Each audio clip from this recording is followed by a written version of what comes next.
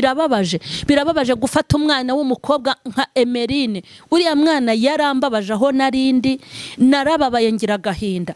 Agize ikibazo cy'uko ari umurwayi, ariko ahuye n'abandi barwayi bafite indwara zo mu mitima yabo. Mwese muti nabambwe ribu ni mujyane. Ibyo polisi yakoze yagombaga kubikora n'iby'ukuri. Hari kuriya mwana w'umukobwa. Urifuza kwambara neza, urifuza guha impano ihebuje umukunzi wawe, inshuti yawe cyangwa umubyeyi wawe, nta handi muri Kigali yose wasanga ibikunyuze uretse muri Alpha Boutique. Muri Alpha Boutique tugufitiye imyenda myiza n'inkweto cyane cyane iby'abakobwa ndetse n'abadamu, hakiyongeraho amasakoshi meza ya original, imikenyero ndetse n'amabiju. Ibyo byose bituruka mu bihugu bitandukanye by'Uburayi, Turikiya ndetse n'ahandi. Tugane mu nyubako ya KABC Kimihurura muri etaje ya mbere neza iruhande rwa Equity Bank aharebana na Kigali Heights ndetse na Convention Center. Alpha Boutique ni igisobanuro cy'ubusirimu. Ndabashuhuje mu izina rya Yesu Kristo w'i Nazareti. Amahoro y'Imana nabe muri mwebwe abakunzi ba mama Sharirene. Nizere ko mumeze neza aho muri hose. Turabashuhuje mwebwe mu nkurikiranira mu gihugu cy'u Rwanda mu ntara zitandukanye. Turabasuhuza abo mu bihugu bitandukanye by'abaturanyi, ibihugu by'abaturanyi.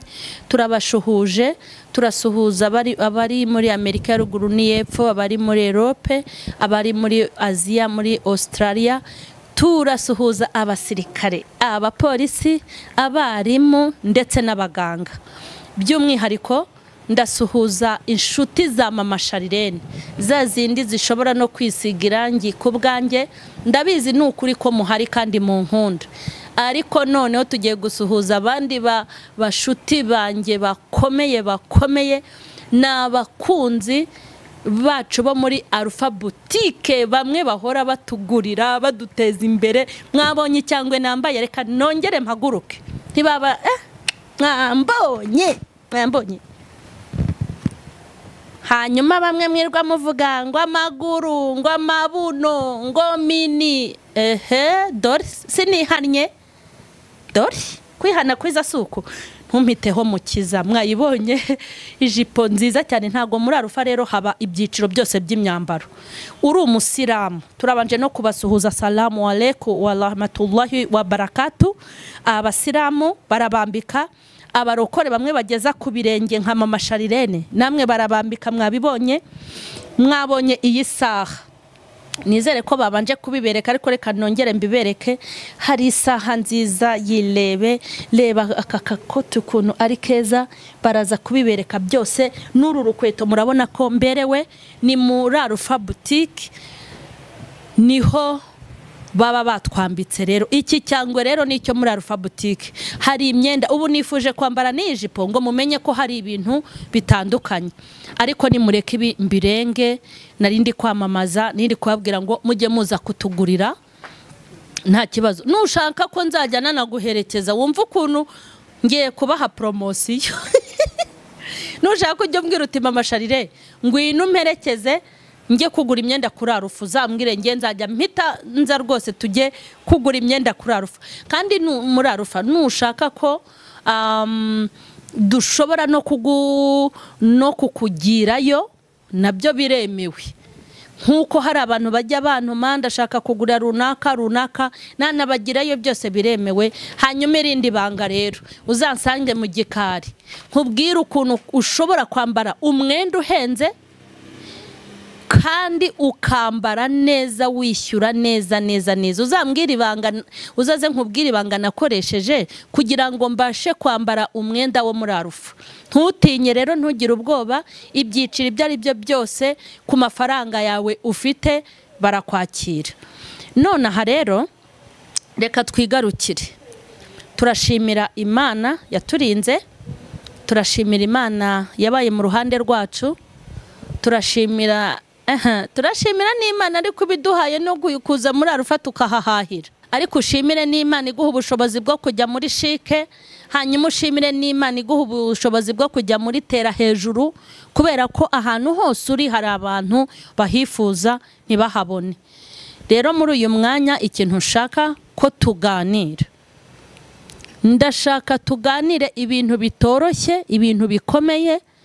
mumaze iminsi mwarambuze kuri mama Sharirene, si uko ntahari, ndahari rwose, ahubwo nuko narindi mu bintu bitandukanye biba binkeneye, mfite ibintu byinshi mbamo mbarizwamo kandi bindeba binkeneye, niyo mpamvu muba mwambuze. Ariko ahantu hose ndi ndabatekereza. Muri uyu mwanya rero ndashaka tuganire ku ijambo rivuga ngo kuba abantu b'umumaro. Kuba abantu b'umumaro, dukwiriye kuba abantu b'umumaro, dukwiye kuba abantu b'umumaro mu gihe gisa nk'iki. Ngewe numvise ariyo message shaka guha abakunzi banjye, abakurikirana mama Sharirene. Ndifuza kukubwira ngo ujye urwana intambara yo kuba umuntu w'umumaro, ujye uba umuntu w'ingenzi. Kandi ndongera kubinginga ngo nimuze tube abantu b'umumaro, tube abantu b'ingenzi, ubere umumaro umuryango ugukomokaho, ubere umumaro umuryango ukomokamo, ubere umumaro abo mukorana, ubere umumaro abo muziranye, ubere umumaro abuzi n'abutazi. Ahantu hose ukandagije ikirenge ujye urwana urugamba rwo kuba uw'umumaro. Niyo message ngewe yarinzanye muri iki gitondo. Ujye uba umuntu w'umumaro ku muntu muhuye bwa mbere, ujye uba umuntu w'umumaro ko mumaranye igihe, umuntu wese mushobora guhurira ahantu hariho hose, umuntu mwiza cyangwa umuntu mubi, mu minsi usigaje ku isi utazi, ujye uba umuntu w'umumaro. Kuba umuntu w'umumaro bigirira umumaro nyirabyo. Kuba umuntu w'umumaro bigirira umumaro ubufite. Kandi burya no kubaho uwirirwa uhombya abantu nabyo ingaruka uzazirengera. Ariko iki gitondo nkubwije ukuri ko kuba umuntu w'umumaro, iyo uri umuntu w'umumaro burya nawe ugenda ubona ibintu by'umumaro. Tuba abantu b'umumaro. Maze iminsi ndeba amateka y'ibintu bibera kuri social media, aho bagenda bafata umuntu ngo yakoze ibingibi, ngo akora ibingibi, ugasanga abantu bafasha umuntu, yego n'umunyabyaha n'ibyaha akora biranagaragara birafatika. Wenda ndashaka nko guhera kuri uyu mwana w'umukobwa witwa Emeline. Buri iyi nkuru za Emeline zasanze ahantu ntabashaga kugira ikintu nakora bitewe n'umwanya muke nari mfite, ariko iyo haje izi saga zimeze gutya mba numva naba uw'umumaro, nkatanga inama ku bantu bakoze ibintu nk'ibyo, ariko nkatanga n'inama ku babakoraho inkuru. Mukuri dufite abantu benshi bagiye banyura mu mateka atazwi. Buri wese afite amateka yavukiyemo n'aho yavukiye, afite uko yakuze n'aho yakuriye, afite uko yarezwe n'abamureze. Ubu mubona abantu ukorana nabo, abo muziranye n'abo mugendana, bagiye bafite amateka, bamwe bakagira amateka y'ibikomere bikomeye batigeze baterwa no kunanirana kwabo, amateka batatewe n'ibyaha bakoze, amateka bavukiyemo n'ibyo bisanzemo, bibagiraho ingaruka, batangira kuba abantu badasobanutse muri sosiyete, bamwe bagakora ibintu bitari byiza tutanashima. Aho kugira ngo rero tubabere abantu b'umumaro, birashoboka ko twabarwaza bagakira, birashoboka ko twabakunda babona urukundo rwacu bakaba abantu bazima, birashoboka ko twabahindura beza, kubera yuko nimba umuntu ashobora kuguhindura mubi ukaba ikihebe, burya umuntu ashobora no kuguhindura mwiza ukaba umuntu mwiza. Nibyo rero nababwiraga ko abantu bafite ahantu banyuze hatandukanye, bagahura n'ibintu bitandukanye batihamagariye, bakavamo abantu batandukanye nk'abo tureba. Bya bindi bakora bimwe bidutera isoni, bya bindi bakora tukabakoraho inkuru z'ama episode, bya bindi bakora bigahindisha isi umushyitsi, bya bikorwa bigayitse, ya mico mibi, bya bintu biteye isoni Bibiliya ivuga bimwe bakora. Nashakaga kubabwira ngo dushobora kuba abantu b'umumaro. Aba bantu mubona bananiranye twababera abantu, hanyuma bakaba abantu bazima. Mukuri njye mba numva nabwira abantu ngo tujye tureka kuvugiriza induru abantu bari mu makuba, tujye tureka kuvugiriza induru abantu bari mu kaga, ntitukavugiriza induru abantu bafite amateka batihamagariye tutazi naho bakuye, kubera yuko umwicaranye akakuganiriza akakubwira ubuzima yanyuzemo n'amateka arimo cyangwa ubwo anyuramo, wasanga atari we wabaye intandaro yo kumera gutya, wasanga ari amateka yahuye nayo. Niyo mpamvu bakunzi ba Mama Sharirene mu ntega amatwi, Imana yanyicaje hano kugira ngo mvuge iby'umumaro, kandi nanjye mu gihe cyanjye yangize uw'umumaro, ngomba kugirira umumaro abonzi n'abo ntazi. Kandi iyo uri umuntu w'umumaro biguha amahoro bikanakunezeza, kuko n'igihe iyo utumiwe n'urupfu, iyo turumiwe n'urupfu ukagera kuri ya nyanja uri kwambuka, ya nyanja y'urupfu iteye ubwoba, uva mu isi wumva isi utayifitiye ideni. Ariko nta kintu kigoye kinababaje nko kuva mu isi uhafite amadeni, amadeni yabo utabereye umumaro, amadeni yabo wari gukiza ukabica, amadeni yabo wari kuburanira ahubwo ukababuranya, amadeni yabo wari kugaburira ukabicisha inzara, amadeni y'abari guseka ku bwawe ahubwo bakarira, amadeni yabo wari kugirira umumaro ntubagirire umumaro, amadeni yabo wari kuzamura ahubwo kabamanura, amadeni yabo wari gukunda ahubwo kabanga, amadeni yabo wari kubwiriza ubutumwa ahubwo kabayobya inzira. Mbese kugenda ufite amadeni, ntiwagenda ufite amadeni ngo uzinjire no mu ijuru. Ariko mu nyemerere tube mu isi turi abantu b'umumaro, byongeyeho turi n'abakristo. Ujye urwana intambara kuko ntago byoroshye, abo ushaka kugirira neza bashaka kukugirira nabi, abo ushaka gufasha bashaka kukwica, abo ushaka kuzamura bashaka kukumanura. Ntibyoroshye ariko n'urugamba tugomba kurwana. Bibiliya iravuga ngo kubwawe ruhande ujye ubana n'abantu bose amahoro. Impamvu rero mubona abantu bakomeje kuba babi, abarwayi babaye benshi ariko abarwaza baba bake. Nimba turi kubona ibintu by'ibikorwa bigayitse by'urubyiruko biri gukorerwa kuri izi mbuga nkoranyambaga, igihugu cyacu nta kuntu baba batagize. Ariko natwe mu myanya twicayemo, Imana yaduhaye ijambo ryo kumenyekana, Imana yaduhaye kumvwa n'isi, dukwiye kuba abantu b'ingenzi n'umumaro. Hanyuma babarwayi tukabarwaza, nibakira Imana izaduha umugisha. Ariko ntago dukwiye kubakoraho ama episode. Birababaje gufata umwana w'umukobwa nka Emeline. Uriya mwana yarambabaje aho narindi, narababaye ngira agahinda. Agize ikibazo cy'uko ari umurwayi, ariko ahuye n'abandi barwayi bafite indwara zo mu mitima yabo. Mwese muti nabambwe ribu nimujyane. Ibyo polisi yakoze yagombaga kubikora n'iby'ukuri. Ariko uriya mwana w'umukobwa ntago akeneye gereza cyane, ahubwo akeneye bagomba kumujyana n'ibyo kumufunga. Ariko akeneye n'abantu bamwereka umutima wa kibyeyi, kuko nta wamuganirije. Muri mwebwe mwirwa mumukoraho ama episode, nta wamuganirije ngo amenye nyirabayazana ni iyihe.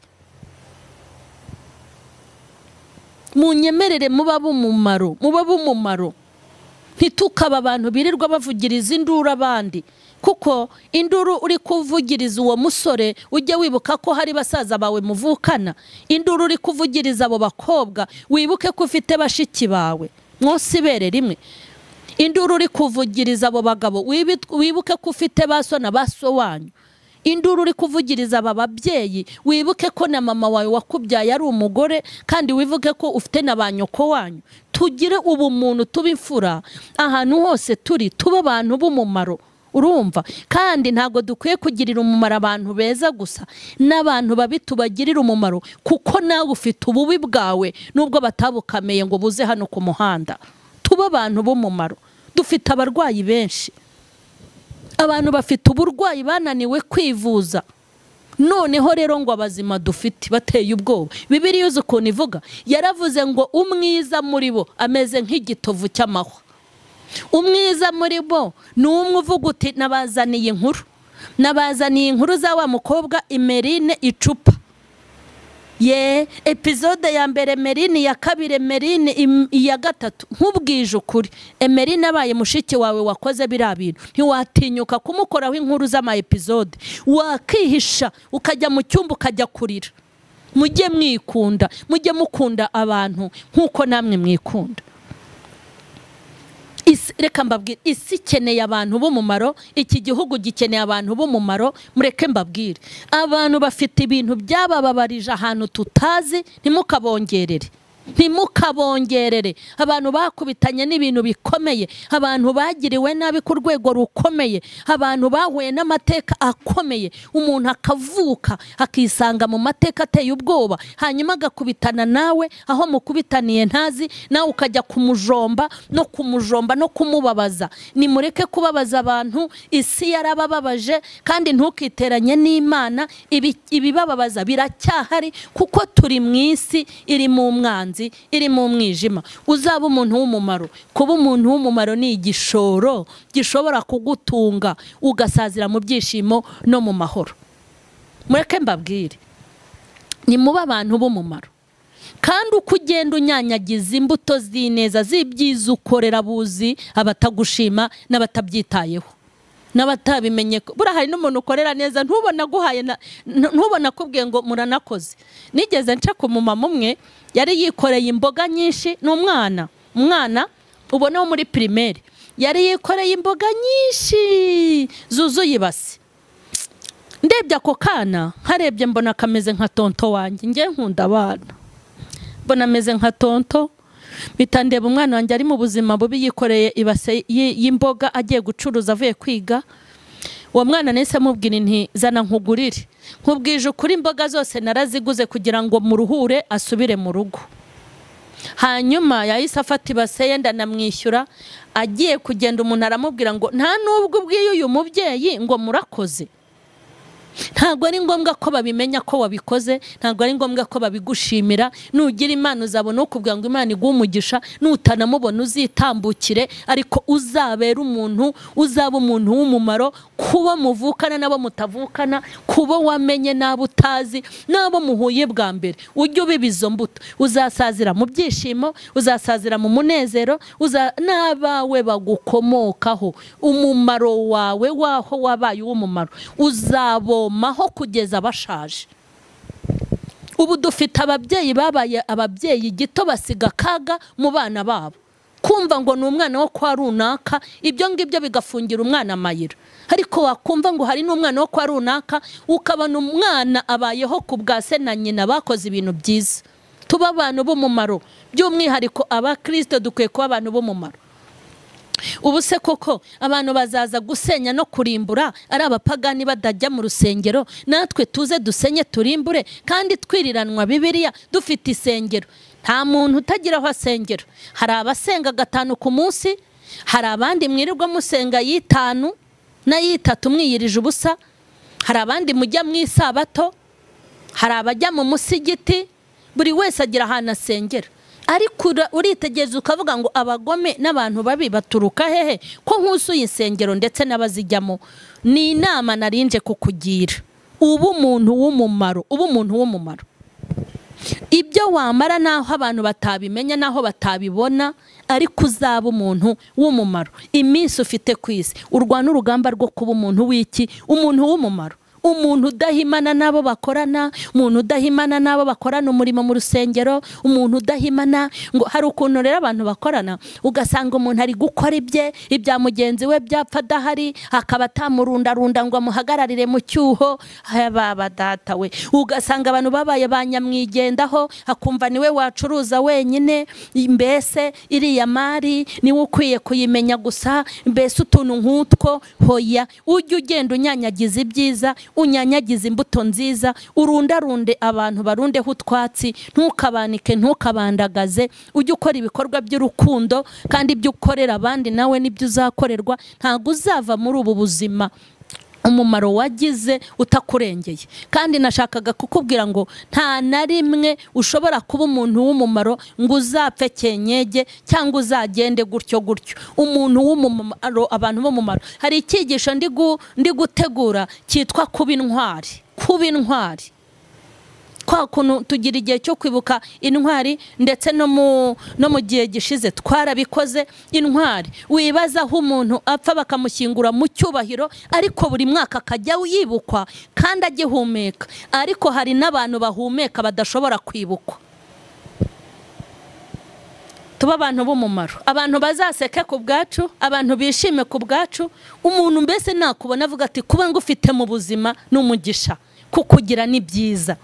Hari abantu bajya bapostinga ati uri uw'ingenzi, kukugira ni byiza. Nk'ubu nanjye hari abantu ufite mu buzima mvuga inti kukugira ni byiza, icyanyongera abandi bantu bameze nkawe. Ujye ugira abantu bajye bakubwira gutyo, uri uw'ingenzi, uri uw'umumaro, uri uw'agaciro. Urumva ari ukuntu uba umuntu w'umumaro, umuntu agasinzira n'iryo joro rikaba rirakeye naho utakesha amajoro ye yose. Uzi ko ari ukuntu bera umuntu w'umumaro yaba narwaye baramubwiye yuko agiye gupfa, imyaka ikiyongera kuko wamubereye uw'umumaro, ukanamuhumuriza, ukamubwira ngo ubuzima burakomeza, ukamubwira uti humura uzamera neza, bizagenda neza. Dukeneye kuba abantu b'umumaro kuko isi yujuje abantu bababaye. Isi yujuje abantu bafite ibikomere babyimbiye mu imbere, barisiga ka fondote kakabafata bagakubitamo icyangwe nka kimwe njya nkubitamo nyine, inkweto nziza zikabihisha, imyenda myiza ikabihisha, ibyo twambaye byiza aho dutaha heza mbese. Ariko abantu banyuze mu bintu bibabaje, ndetse hari n'ukuganiriza ukumva abantu bamaze iminsi banganiriza nkumva afite ubwoba, kavuga ni se burya mu isi ibi bintu bibaho. Wakumva rero ngo we waciye mu bikomeye ugasanga hari abantu bababariye inaha, hari abantu bahahangayikiye, uwo mukubitana ntuzi uwo ari we, ntuzi uko ameze. Umbera umuti nanjye nkubera umuti, umbera igisubizo nanjye nkubera igisubizo. Nitumera gutya rero hari ibintu bizagabanuka. Indwara zituruka ku bitekerezo zizagabanuka, hari indwara ziterwa n'ibibazo zizagabanuka, hari abantu bajya kunywa imiti y'indera bizagabanuka, hari abantu bagenda bakagongwa mu muhanda batazi nimba bari mu muhanda cyangwa mu muharuro. Hari ibintu byinshi bizagabanuka. Numbera umuti nanjye nkakubera umuti. Kandi soza ndashaka kubabwira ngo bene nkabo Imana irabakunda, Imana nibaha umugisha, nanjye ndabakunda, nanjye ndabakunda murabizi. Hanyuma ndashoje kandi mwagize neza kunkurikirana kuri Mama Sharirene. Ariko ndashaka gusoza mbibutsa ko mfite apartment. Ariko siko nari nibagiwe we. Mfite apartment, muzajya mugenda mubona utuvideo mu biganiro byanjye. Hanyuma kandi ikindi turagura tukanagurisha n'amazu. Ikindi abantu badafite uburyo bwo gucunga imitungo yabo cyangwa ibikorwa byabo bibafitiye umumaro inaha mu gihugu cy'u Rwanda, iyo kampani yanjye wenda nzabivuga neza mu kindi kiganiro. Tuzabibabwira, tuzabibamurikira, tuzabereka ibintu bitandukanye. Tubasha no kuba twagukorera management, tukamanaginga ibintu byawe, ibikorwa byawe. Kandi ndashimira n'abantu batangiye kungirira icyizere mukampamagara maze gukora ikiganiro kwa Sabe. Tuzabakira neza, ndabizi neza ko ibintu byageze mu biganza bya Mama Sharirene n'umugisha, kubera yuko ntiwagera mu biganza byanjye ngo uzahababarire. Ntago ngewe njya mbabaza abantu kuko nzi uko kubabara bimeze. Ubwo rero mutugane kuri nimero zacu tubahe ibindi bisobanuro, wenda tuzagenda tubivuga mu kindi kiganiro. Abatarakora subscribe mukore subscribe, mukore share, comment. Inama n'ibitekerezo byanyu birakenewe. Bye bye.